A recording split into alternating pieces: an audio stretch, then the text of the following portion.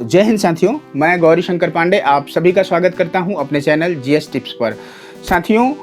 आप सबको पता है कि पिछले 1.5 सालों से कोरोना की वजह से हमारे स्कूल कॉलेज बंद हैं और इस दौरान हमारे बच्चों की पढ़ाई पूरी तरह से बाधित रही है। जैसे जैसे कोरोना का संक्रमण कम होता जा रहा है, वैसे वैसे राज्य सरकारें स्कूलों को खोलने के लिए आदेश जारी कर रही हैं और केवल स्कूलों को खोलने का ही नहीं, बल्कि स्कूलों को खोलने के बाद बच्चों का कैसे विधिवत और सुरक्षित तरीके से पढ़ाई होगा, इसको लेकर के भी तरह तरह के गाइडलाइन शासन के द्वारा, प्रशासन के द्वारा जारी किए जा रहे हैं। और इसी तारतम्य में शिक्षा सत्र 2021-22 के लिए एक विस्तृत शैक्षणिक कार्य योजना बनाते हुए एक शैक्षणिक कैलेंडर का विमोचन किया गया है, जो कि जून 2021 से जून 2022 तक के लिए है। साथियों, आपके स्क्रीन पर एक आदेश दिखाई दे रहा होगा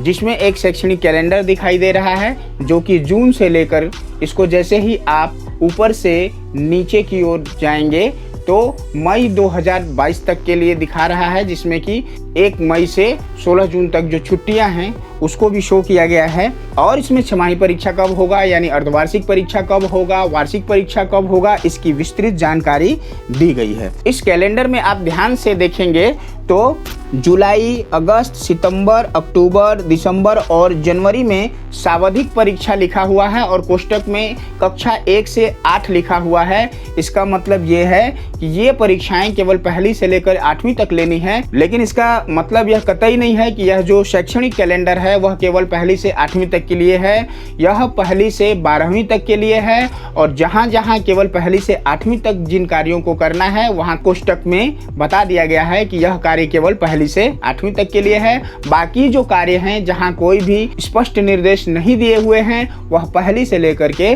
12वीं तक सभी को करना है। इसमें मुख्य रूप से यह है कि दिसंबर के दूसरे और तीसरे सप्ताह में अर्धवार्षिक परीक्षाओं का आयोजन किया जाएगा, जिसका परिणाम जनवरी में जारी किया जाएगा,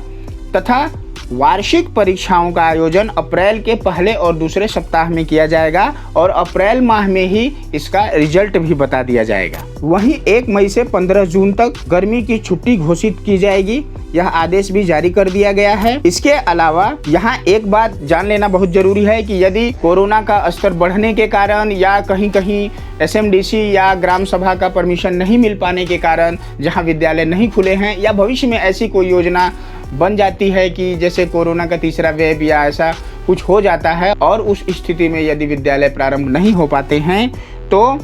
जो भी गतिविधियां हैं वह वर्चुअल माध्यम से संपन्न कराई जाएंगी, यानी जितना संभव हो सकेगा ऑनलाइन माध्यम से संपन्न कराई जाएंगी।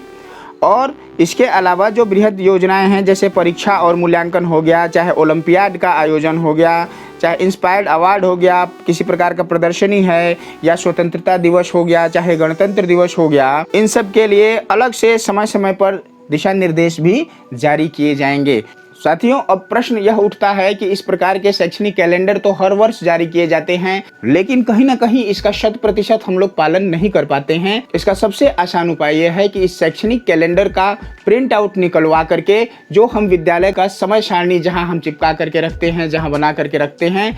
इसको भी ठीक उसी के बगल में लगा लें, या जो हेडमास्टर साहब का जो टेबल है या प्राचार्य का जो टेबल है उस पर भी एक फोटोकॉपी निकलवा करके इसका रख लें और हम लोग हमेशा समय समय पर इसको ध्यान देते रहें, इसको पढ़ते रहें, तो निश्चित रूप से जो शैक्षणिक कैलेंडर है उसका पूरा 100% पालन जरूर होगा। दोस्तों, मुझे पूरा यकीन है कि ये वीडियो जरूर आपके काम आएगा। यदि वीडियो अच्छा लगता है तो इसको अधिक से अधिक शिक्षक साथियों तक जरूर शेयर कीजिएगा। बहुत जल्द ही मैं एक नए वीडियो के साथ आपके समक्ष उपस्थित होऊंगा, तब तक इंतजार कीजिए। वीडियो को देखने के लिए धन्यवाद।